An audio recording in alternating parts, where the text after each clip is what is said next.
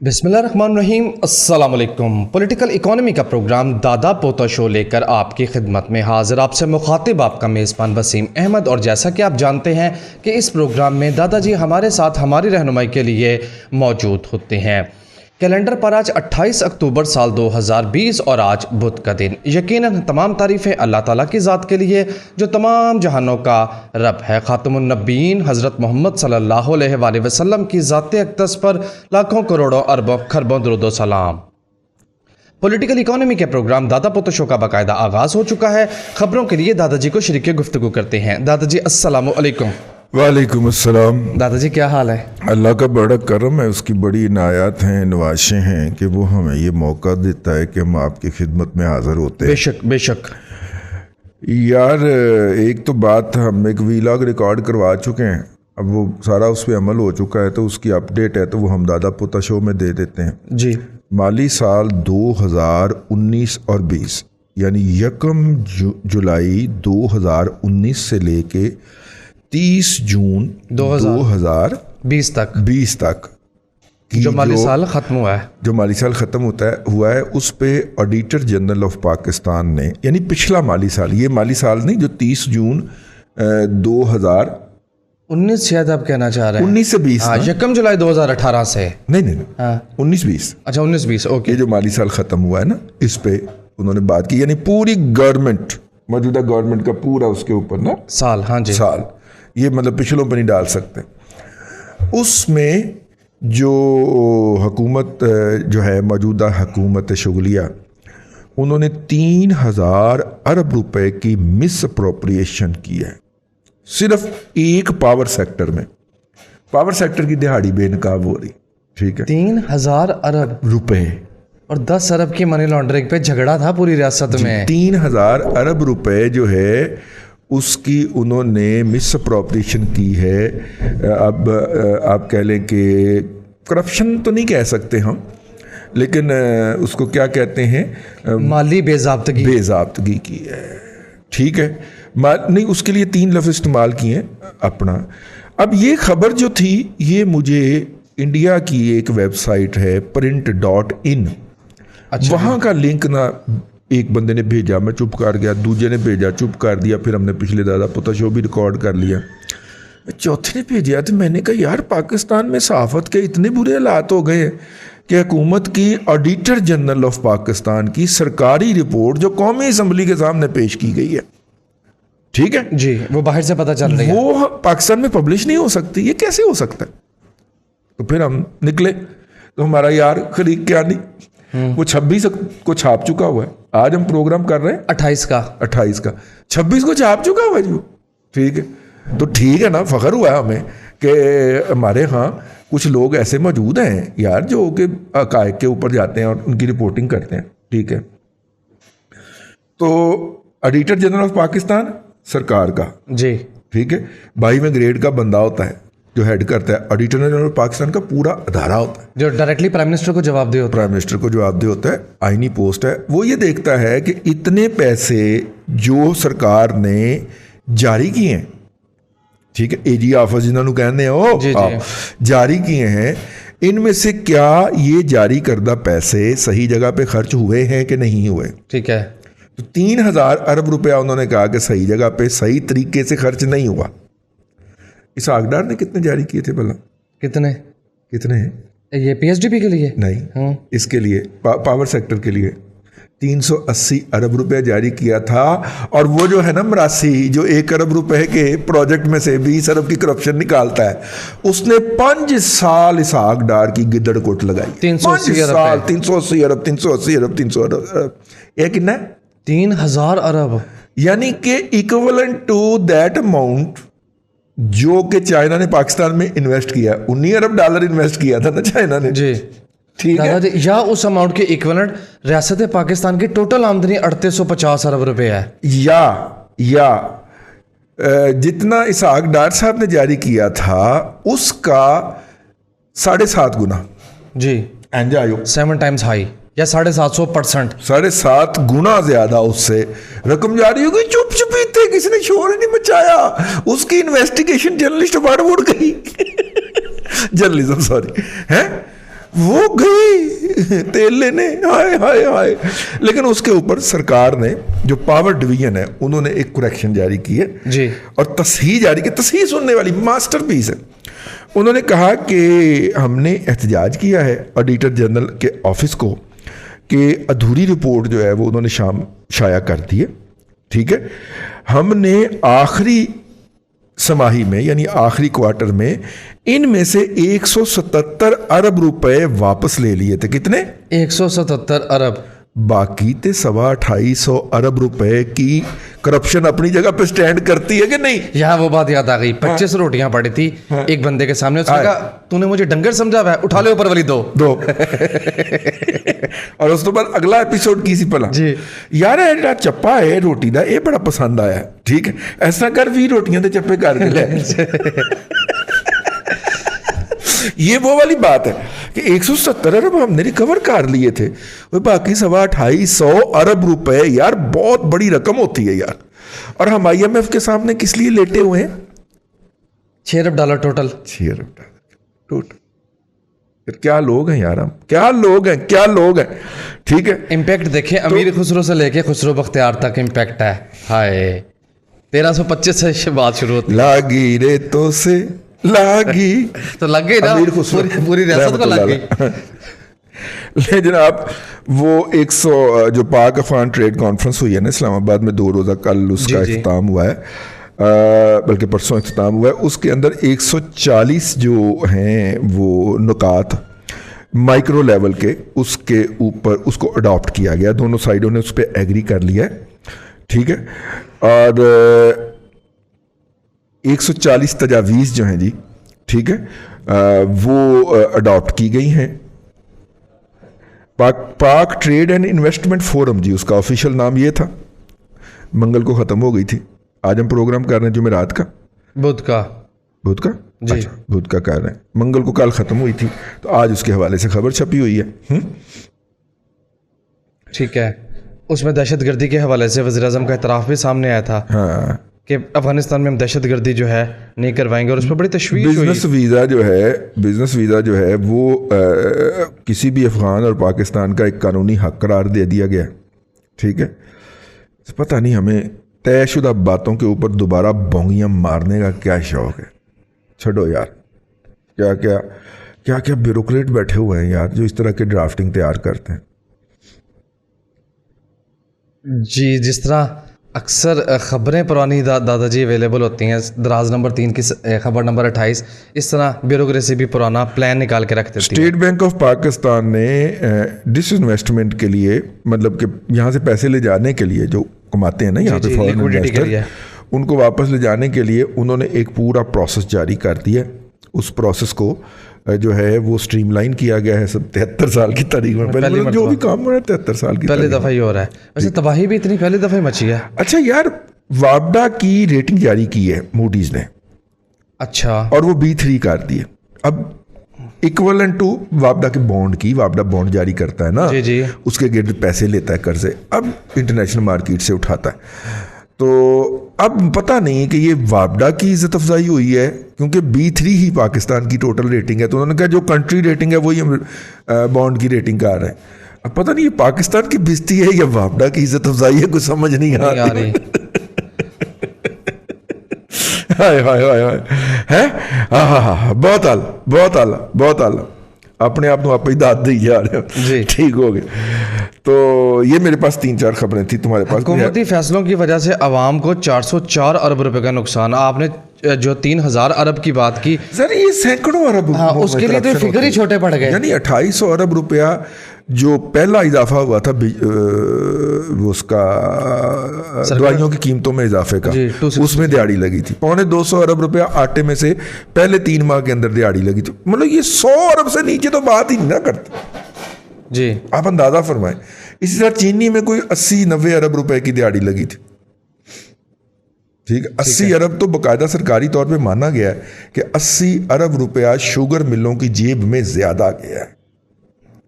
इससे आप अंदाजा फरमा लें। ठीक हो गया।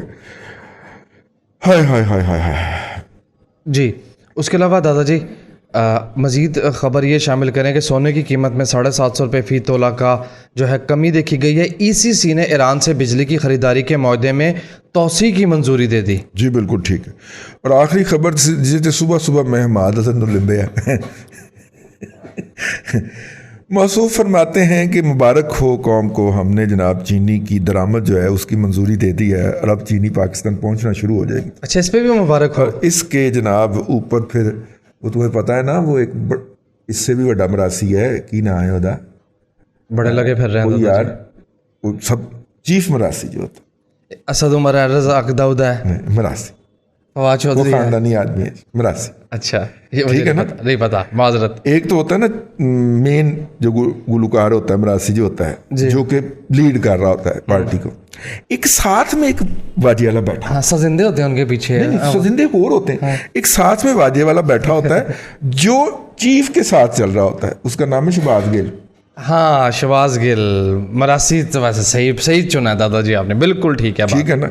वो जो शहबाज गिल साहब ने उसके ऊपर ना फिर सुर लगाया कि जनाब हम जो है वो हर काम जो है वो बड़े कमाल का कर रहे हैं। 73 साल की तारीख में, 73 साल की तारीख में अंदाज़ा करो। उसका ट्वीट किया उन्होंने मसूफ ने। तो फिर हमने फिर हमाद अज़हर साहब की इज़्ज़त अफ़ज़ाई फरमाई थोड़ी सी।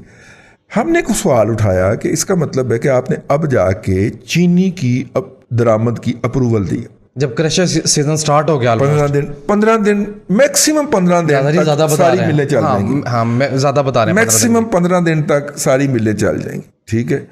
वो कहते हैं जी, वो क्या कहते हैं, हीट अप करना शुरू कर दिए हुए हैं बॉयलर शुगर मिलों ने। तो 15 नवंबर तक मिलें चल जाएंगी। सिंध पंजाब में ना चली तो सिंध में चल जाएंगी, पंजाब में 1 दिसंबर तक चल जाएंगी। यानी जब आपकी चीनी पहुंचेगी उस वक्त एन वक्त के ऊपर पाकिस्तान की चीनी मार्केट में आ रही होगी। अब होगा क्या, वारदात क्या, मैं आपको पहले बता रहा हूँ, सामाईन इकराम गवा रहिएगा, मैं आपको पहले बता रहा हूँ और वो बात बता रहा हूँ जो ये करप्ट मीडिया आपको नहीं बता रहा। नाज़रीन इकराम, होगा क्या, इधर से शुगर मिलों की चीनी आएगी, इधर से बाहर की चीनी आएगी। ठीक है। उसके बाद शुगर मिलें कहेंगी, शुगर मिलों की तरफ से फिर इश्तेहार आना शुरू हो जाएंगे, साड़ी चीनी कोई ले ही नहीं रहा, बाहरली चीनी बिकी जा रही। ठीक है। लिहाजा हम किसानों को अदायगियाँ नहीं करेंगे।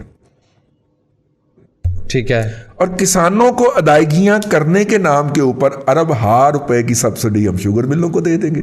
वारदात फिर पहन लगी है। आप हमेशा शिकवा करते हैं कि यार दादा तू वारदात पढ़ने के बाद क्यों बताता है। इस दफा मैं आपको वारदात पढ़ने से पहले बता रहा हूँ, वारदात पढ़ने लगी है। लेकिन आपने बात पूरी नहीं की। क्यों? मोहब्बत दो तरफा होती है ना।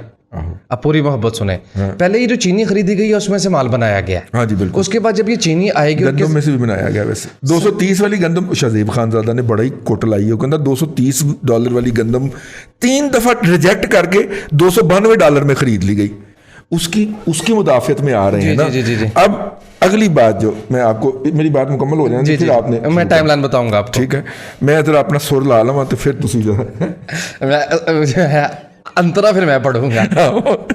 तबले ते कौन है भला? हैरी। आप अस्थाई गा के मुझे दे देना। अस्थाई इसमें यह है कि आज काबीना के अंदर एक दूसरे के ऊपर इल्जाम लगाते रहे। काफी चीखों पुकार कि तुम्हारी वजह से ना ये गंदम की जो इंपोर्ट जो है वो उसमें तखीर हुई है, तुम्हारी वजह से हुई है। फाइनली तय किया गया कि यह इल्जाम उनके से लाना है।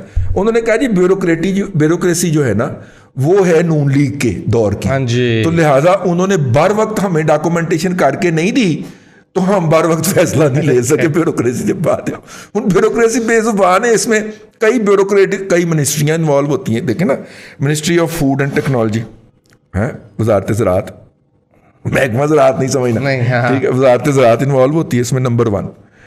नंबर 2 वजारत तिजारत इन्वॉल्व होती है। फिर TCP के मेरे से भी बड़े बड़े टिड्डों वाले लोग जो हैं वो इन्वॉल्व होते हैं, वो वजारत तिजारत के तहत ही आ जाती है। ठीक हो गया। और यूटिलिटी स्टोर कॉर्पोरेशन किसके तहत आता है? वो भी मेरे ख्याल वजारत तिजारत के तहत ही आता है। सनअत और तिजारत के तहत आता है। तो 2 वजारतें, दोनों के वडे ब्यूरोक्रेट उसमें इन्वॉल्व होते हैं भाईजान, और उसको लीड महकमा ज़राअत कर रहा है। तो वो हाँ, तो ऊपर से आजकल फिर एक निगरानी शिगरानी के लिए ना भी एक वटेटेड वाला बंदा भी बैठा होता है। जी ठीक है, समझ गया ना, मतलब आगे चल जी। मैंने स्थाई पूरी पढ़ दी। ठीक है। अब महकमा ज़राअत पे घबराने, आखिरी सुर मैंने अधूरा छोड़ दिया कि वो तू उठा ले। ठीक है। महकमा ज़राअत पे घबराने की जरूरत नहीं है क्योंकि वो महकमा ज़राअत अब नहीं रहा। शुमाली इलाका जात के सैर के बाद वो टूरिज्म में चले गए हैं। ज़राअत में ज़्यादा सेविंग नहीं थी तो वो टूरिज्म मैं बस इतना कह रहा था कि दादाजी पहले खरीदारी में से पैसे बने, फिर जब गंदम वो चीनी आएगी और किसानों को अदायगी नहीं होगी और एक हाहाकार इस मुल्क में मचेगा, तो वो चीनी जो महंगे दामों मंगवाई गई है वो औने पौने दामों खरीदी जाएगी। 2 बातें हो गई। और तीसरी बात ये है कि जो सब्सिडी दी जाएगी वो भी बहुत ज़्यादा इधर उधर होगी। ये है पूरी मोहब्बत। बिल्कुल ठीक है। अब फीडबैक पे चलें। हाँ, फीडबैक पे चलें। फीडबैक आप सोशल मीडिया ना देखा करें, आपकी तवज्जो डाइवर्ट हो जाती है। बिल्कुल चले। मैसेजेस पढ़ने लगा हूँ। पहला मैसेज मेरे पास इजाज़ अहमद का है। कहते हैं दादाजी 1990 में मियाँ नवाज शरीफ साहब की जो इकोनॉमिक पॉलिसीज़ थी, उन पॉलिसीज़ ने उन्हें बहुत कामयाब बनाया। वो कामयाबी दोबारा मियाँ नवाज शरीफ के किसी दौर में नहीं देखी गई। उसमें क्या ऐसी खास बात थी और दोबारा ऐसी पॉलिसी क्यों नहीं बनाएगी? 1990 का दौर मियाँ नवाज शरीफ का। बेसिकली उस वक्त तक ना पाकिस्तान के अंदर बहुत ज़्यादा, जिसे कहना चाहिए, चीज़ें थी जिनको डिसाइड होना मकसूद था, और जो कि हम अफ़गान जिहाद में लगे हुए थे ना हमारे ज़िया-उल हक साहब, तो डेवलपमेंट हुई कोई नहीं। वो बहुत सारी डेवलपमेंट ड्यू थी, मतलब कि पॉलिसी लेवल के ऊपर ही। और जो उसके कस्टोडियन थे वो गुलाम इसहाक खान था। तो गुलाम इसहाक की इसी वजह से तो लड़ाई हुई थी नवाज शरीफ के साथ कि सारे लॉज ही चेंज करी जा रहा है। मतलब कुछ सबर ही नहीं था ना कि बैंक, आप देखें ना उस इलाके के उस दौर में हमने तो बैंकों में लाइनों में लग के बिल जमा करवाए हुए हैं। हमें पता था कि बैंकों के अंदर कितनी जलालत होती है। तो मियाँ नवाज शरीफ ने प्राइवेट बैंकों के लाइसेंस जारी किए कि खोलो बैंक, ज़रूरत है कौम को, ठीक है, मैशत हमारी बड़ी हो रही है, खोलें बैंक। उसके बाद पाकिस्तान से पैसा बाहर लाना ले जाना बहुत बड़ा मसला होता था। मासवाए करप्ट ब्यूरोक्रेट जब गैर मुल्की दौरों पे या ट्रेनिंग्स पे जाते थे, उनको सरकारी तौर पे पैसे मिलते थे। हमारे बिजनेसमैन के लिए जुए शीर लाने के मुतरादफ होता था। उसने फॉरेन एक्सचेंज रजीम को रिलैक्स किया, ठीक है। ये सारे फैसले जो थे ये 1962 से ड्यू थे, क्योंकि उस वक्त इसको क्लैंप डाउन किया गया था, इस पूरे प्रोसेस को। यार इस पे एक वीलॉग बनता है जी। क्लैंप डाउन किया गया था कि उस वक्त आपको किसी चीज़ का परमिट होता था, वो देना भी एक रिश्वत में शामिल होता था। फिर इंफ्रास्ट्रक्चर ड्यू था, मोटरवेज ड्यू थी। नहीं, उसको छोड़ दें, पॉलिसीज़ की बात कर रहे हैं, थेरीज की बात कर रहे हैं। अयूब खान ने पाकिस्तान के सियासी हालात को कंट्रोल करने के लिए मालियात को एक दुर्रे के तौर पे, एक छांटे के तौर पे, ठीक है, एक कोड़े के तौर पे इस्तेमाल किया, ठीक है। आपको बाहर से ये फैक्ट्री इंपोर्ट करनी है, हुकूमत परमिट देगी, लाइसेंस देगी। अच्छा, अब वो लाइसेंस जो है वो हुकूमत जो है वो अपने पसंदीदा शख्स को दे देती थी। मोरी मैंबरी दे इलेक्शन दे विच तू सदर नूं वोट पाते ने 2 लाइसेंस दे देने। अब वो लाइसेंस जो थे वो चिन्योटी या कराची के हमारे मेमन भाई महंगे दामों उनसे ख़रीद लेते थे, क्योंकि उनको डायरेक्ट नहीं देंगे हम लाइसेंस, उन्होंने कारोबार करना है, उन्होंने फैक्ट्री लगानी है, नहीं देंगे। लिहाजा वो फिर उस चमूने से, वो उस एजेंट से, उस गद्दार से, उस बिकाऊ से वो ख़रीद लिए जाते थे और यूँ उसकी दिहाड़ी लग जाती थी। अब आप बात समझ गए ना। 93 के बाद उसने ओपन अप किया मईशत को कि यार डिपुओं पे लग के या लाइनों में लग के लोग जो हैं वो क्यों ले आटा या चीनी, ठीक है। चीनी हमारे यहाँ इतनी पैदा होनी चाहिए कि उसके नतीजे के अंदर हम ना सिर्फ के मकामी ज़रूरियात पूरी करें। वो अलग बात है कि वो पॉलिटिकल इंडस्ट्री थी और वो क्या हुआ और क्या नहीं हुआ, लेकिन ये उन्होंने किया, ओपन अप किया ना मईशत को, वैल्यू एडिशन की तरफ गए हम। तो ये था जी। अब उसके बाद पाकिस्तान के अंदर जो काबज़ माफिया है, उसके लिए वो एक डरावना ख्वाब था कि वो सारी चीज़ें उनके कंट्रोल से निकल रही थी। मैंने आपसे कहा ना एक अलग डिटेल वीलॉग करूंगा। फिर हम अयूब खान के दौर का प्रोपेगेंडा भी करते हैं बहुत ज़्यादा कि बड़ा काम, बड़ी तरक्की हुई थी। हाँ जी, वो प्रोपेगेंडा क्यों होता है उसके ऊपर भी एक वीलॉग करेंगे। उसकी वजूहात मुआशी नहीं मजहबी हैं। Okay, next message. बड़ी बात कह गया हूँ, गौर करिएगा और मेरे उस वीलॉग का इंतजार करिएगा। अभी बैठे बैठे आइडिया है यार, इस पर तो रोशनी डालनी चाहिए, बताना चाहिए, रहनुमाई करनी चाहिए। हाँ। बिल्कुल। मियाँ यासिर कहते हैं दादाजी कोरिया का वर्क वीज़ा कैसे मिलता है? कोरिया का वर्क वीज़ा जो है ना जी, वो टेक्निकल बंदों को मिलता है, उन्हें टेक्निकल वर्क फोर्स की ज़रूरत है। वो अपनी जहाज़ साजी, ये जो बहरी जहाज़ है ना, बहरी जहाज़ बनाने की इंडस्ट्री को बहुत ज़्यादा वसी कर बैठे हैं और ये सबसे ज़्यादा हार्ड लेबर है जो उनकी लेबर करने को तैयार नहीं है। उनकी लेबर जो है वो सैमसंग या डिजिटल या इलेक्ट्रॉनिक्स के अंदर बैठ के आराम से, इससे अच्छी कुर्सी होती है जिस पर बैठ के काम वाले कमरे में, ठीक है। एसी वाले कमरे में, वो बाहर से धड़ाधड़ लेबर ला रहे हैं, ठीक, और लेबर जो इस वक्त अबंडेंट अवेलेबल है, अनस्किल्ड लेबर वो पाकिस्तान की है। पाकिस्तान की। अफगान ने भी कुछ बेहतर आपको कोई इंडस्ट्री लगानी नहीं, घर में कोई इंडस्ट्री लगानी कोई नहीं, ठीक है, अंडर वन जस्टिफिकेशन और द अदर, और लग भी गई तो कोई एक बंदा आएगा, वो दिहाड़ी लगा के निकल जाएगा। आप देखते रहें कि यार मैं पिछले 20 साल से इंडस्ट्री लगा के बैठा हुआ हूँ और मैंने 20 साल में इतना नहीं कमाया जितना ये 1 साल में गंदम में कमा गया, लानत भेजो इंडस्ट्री के उत्ते। हाँ जी, ये भी या प्लाटों के सट्टेबाजी से या चीनी सट्टेबाजी से में 1 साल में दिहाड़ी लग जाएगी, ठीक हो जी, गया? ठीक है। हाँ। आगे चलते हैं और महबूब अहमद कहते हैं कि दादाजी मेरा सवाल सियासी नहीं है, ये बताइए कि पीडीएम से कौम को कोई फ़ायदा होगा? रिलीफ कुछ थोड़ा सा, कि हुकूमत प्रेशर में आके बिजली सस्ती कर दे, पेट्रोल सस्ता कर दे, या इस तरह का कोई काम कर दे? प्रेशर बिल्ट हो रहा है, ये पूछना चाह रहे हैं आप। प्रेशर बिल्ट हो रहा है और हुकूमत पे नहीं हो रहा, हुकूमत के लाने वालों पे भी हो रहा है। थोड़े को बहुत समझे, खत को तार समझे। ओके जी। अब्दुल गफ़ार अंसारी ने पूछा कि बैंक अल हबीब की एक ब्रोकरेज फर्म भी है, इसके मुतालिक बताइए। जवाबन ये अर्ज़ है गफ़ार साहब कि ब्रोकरेज फर्म नहीं है, अब तमाम बैंक स्टेट बैंक की इजाज़त के बाद स्टॉक मार्केट में ट्रेड करने के लिए कंपैटिबल सॉफ्टवेयर, सिस्टम, प्लेटफॉर्म या इन्वायरमेंट, कुछ भी आप कह लें, अब वो प्रोवाइड कर रहे हैं और अब सारे बैंक इस लाइन पे लग गए हैं। यानी आप अपने बैंक अकाउंट से पैसे ट्रांसफ़र करके उसी बैंक के फराहम किए गए प्लेटफॉर्म के थ्रू डायरेक्टली शेयर भी खरीद सकेंगे। बिल्कुल, ये कॉन्सेप्ट है। उस कॉन्सेप्ट के तहत अब बैंक इस तरफ जा रहे हैं। सो अगर आपकी बैंक में जो है वो पीआर अच्छी है तो आप वहाँ से भी ट्रेडिंग कर सकते हैं, कोई पता उसमें कोई हर्ज नहीं है, उसको भी देखा जा सकता है।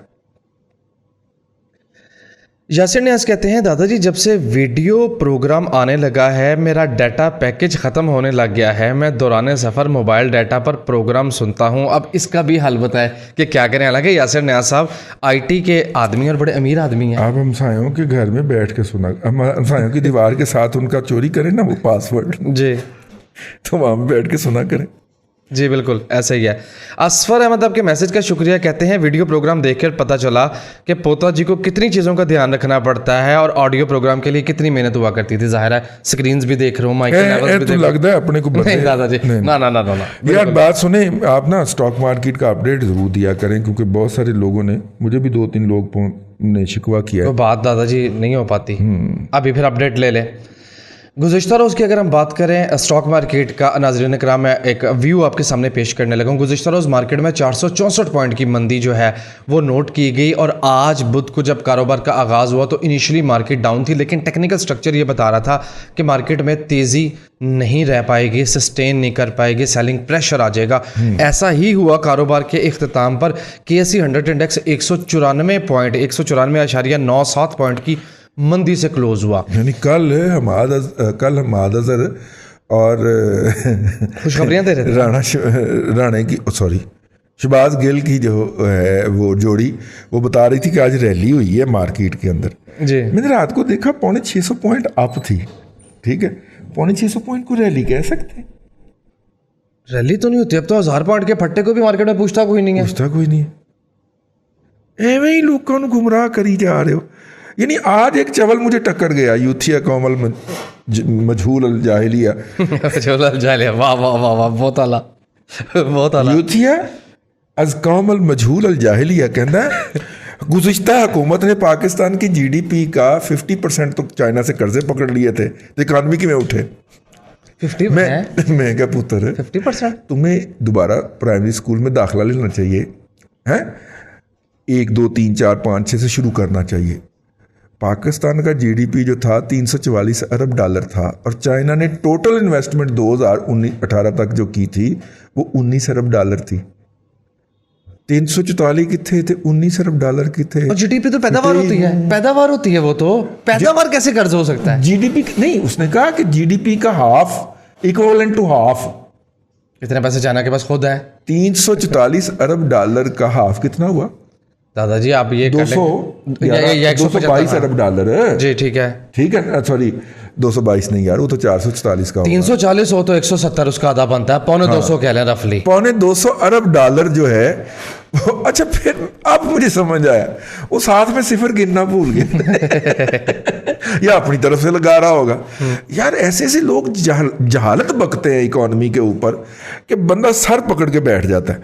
अच्छा, हम जो हैं, चूंकि ये फिगर्स तो हमें फिंगर टिप्स पे है ना, लेकिन हम बात फिगर सुन के चुप कर जाते हैं, फिर ढूंढते हैं जाके, उसको स्टडी करते हैं, स्टडी करते हैं तो पता चलता है कि अल मजहूल अल आलमी अल यूथी अल मजहूल अल आलमी है। क्या दादा जिस पे जो है ना खून चलाना, वैसे ही वाइंड अप करें, टाइम खत्म हो गया प्रोग्राम का। हो गया? जी जी, हैरी इशारे कर रहा है पीछे से, हालांकि बुजुर्गों ने कहा इशारे नहीं करने चाहिए, बुजुर्गों ने मना किया इशारे करने से, पर वो कर रहा है, सीधे इशारे कर रहा, उल्टे इशारे नहीं कर रहा। ठीक है, ठीक है, चले सामीन इकराम, आज के लिए इतना ही। इकॉनमी बड़ा ड्राई सब्जेक्ट है, ठीक है, लेकिन एक दफ़ा आपको समझ आना शुरू हो जाए ना तो है बड़ा दिलचस्प काम, ठीक है, क्योंकि फिर ये चैलेंज नहीं हो सकता। तो खैर, आज के प्रोग्राम में इतना ही।